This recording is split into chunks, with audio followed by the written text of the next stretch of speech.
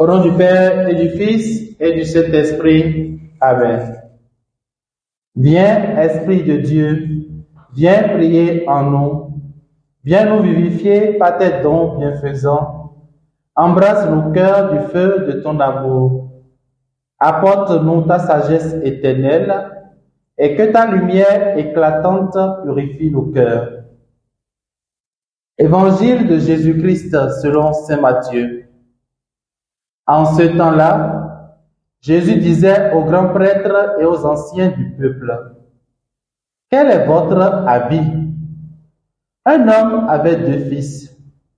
Il vint trouver le premier et lui dit: « Mon enfant, va travailler aujourd'hui à la vigne. » Celui-ci répondit: « Je ne veux pas. » Mais ensuite, s'étant repenti, il y alla.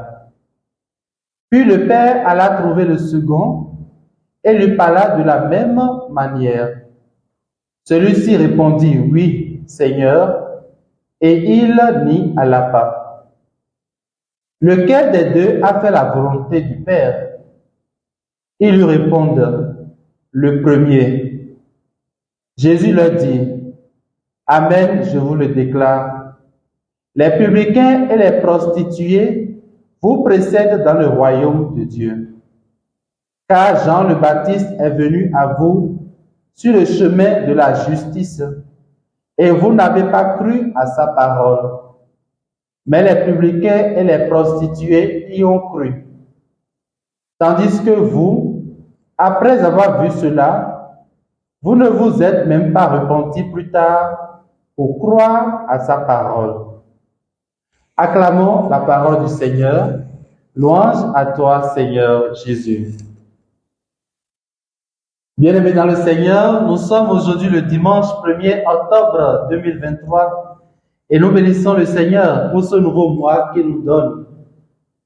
En ce 26e dimanche du temps ordinaire de l'année A, l'Église, grande famille de Dieu, épouse du Christ, nous enseigne ce matin qu'il ne suffit pas de dire oui, ou de dire Jésus, je t'aime, ou encore de dire Jésus, je crois en toi, pour avoir part au royaume de Dieu. Il faut vivre ce que Dieu demande. Il faut obéir à sa parole. En effet, Jésus n'a pas besoin de belles paroles, de belles promesses ou des pratiques religieuses de façade. Il veut un amour vrai, un amour vivant, un amour qui pose des gestes concrets. Il connaît bien chacun de nos cœurs. Il sait nos résistances, nos difficultés intérieures, nos peurs, et de cela, il tient compte. Ce n'est pas cela qu'il retiendra au final. Ce qui compte vraiment pour lui, c'est notre adhésion concrète à sa parole. C'est notre adhésion concrète à sa volonté.